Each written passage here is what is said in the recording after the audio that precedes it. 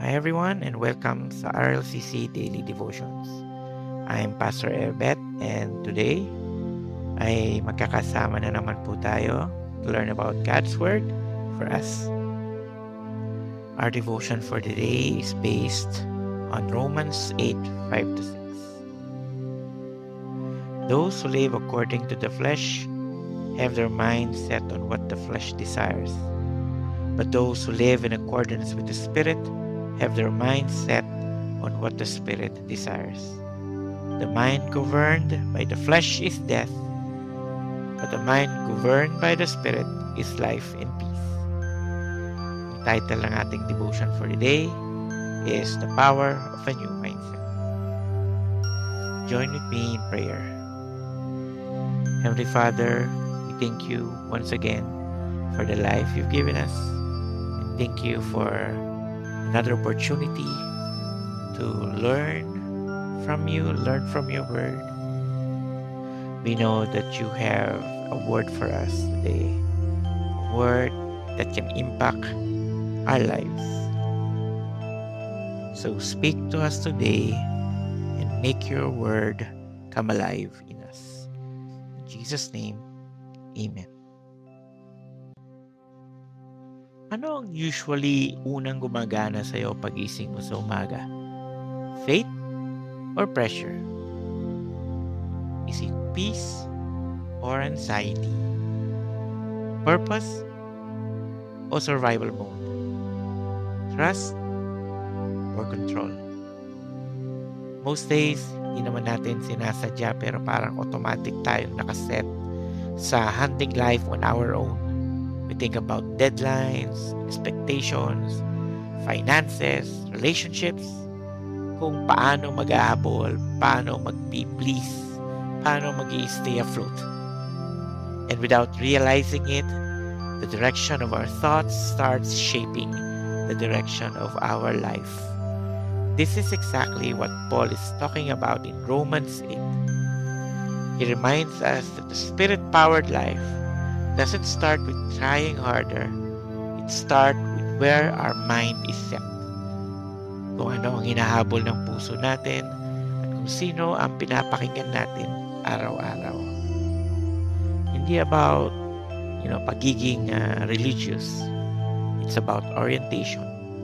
Kung anong humuhubog sa iniisip at hinahangad natin araw-araw. When we hear the word flesh, minsan iniisip agad natin gross sins or immoral behavior. Pero biblically, the flesh is much deeper than that. It is our desire, our tendency to live apart from God. And living in the flesh is a way of living that's driven by self-interest, fear of rejection, need of control, validation from the world. The flesh mindset says, anong pakinabang ko dito? Or anong sasabihin nila? Paano ako magiging successful? Paano ko mapoprotektahan ang sarili ko?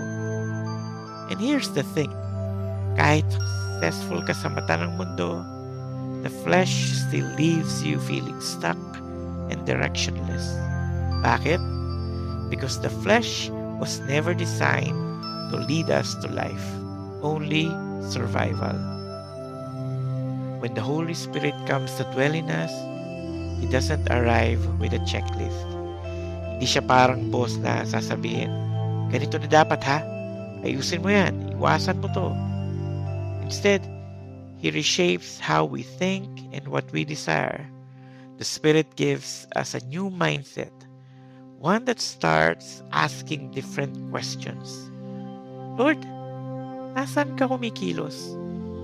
Ano ang mahalaga sa iyo? Saan mo ko gustong dalhin? Instead of self-preservation, Spirit forms God participation.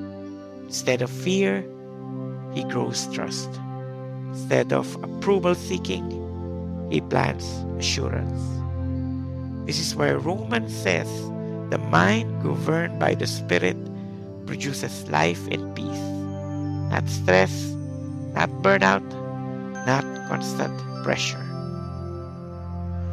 Paul is very honest here. The flesh leads to death. At hindi lang physical death, but emotional fatigue, spiritual dryness, relational strain. A life na malayo sa nais ng Panginoon sa iyo. Why? Because trying to please the world is a never-ending race. May bagong standard na naman, may bagong comparison na naman, may bagong pressure na naman. The flesh keeps you running, but never resting, moving, but never arriving. That's why many people feel hostile, irritable, or drained. Not because masama sila, but because they're living from a mindset they were never meant to carry forever. Romans 8 says they set their minds, meaning orientation is intentional. Hindi automatic na spirited ka just because you're a believer. You choose daily, sometimes hourly, saan ka tututok. Setting your mind on the Spirit looks like listening before reacting, praying instead of panicking, asking, Lord, ano yung bigger picture? Choosing faith over fear kahit hindi pa malinaw ang lahat. Little by little, Spirit helps you see. May role pala ako dito. May ginagawa pala si God beyond my own survival. You begin to see how your life fits into God's larger story for the world, His mission of restoration, reconciliation, and love. Ang ganitong klaseng mindset ay bunga ng ating active participation sa ginagawa ng Holy Spirit sa atin. So, what has been shaping your mindset lately? Fear or faith? Pressure or purpose? The voice of the world or the whisper of the Spirit? Maybe today, the invitation isn't to try harder, but to reorient. To say, Holy Spirit, align my mind with what you desire. Teach me to live from life in peace, not exhaustion. Let's pray. Lord, we confess that many times we live from the old mindset, driven by fear, control, and self-interest. A mindset produced by the flesh. Today, we surrender our thoughts and desires to you. Shape our minds by your Spirit.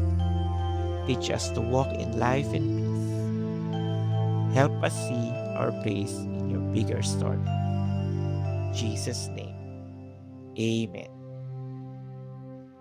At dito nagtatapos ang devotion natin for today. And again, if you know someone na sa tingin nyo ay may encourage ng word ni Lord na i-deditate natin today, share mo lang ng devotion na to. Pray that the Lord will speak to him or her as well. Kita-kita ulit tayo next time dito sa RLCC Daily Devotions. God bless.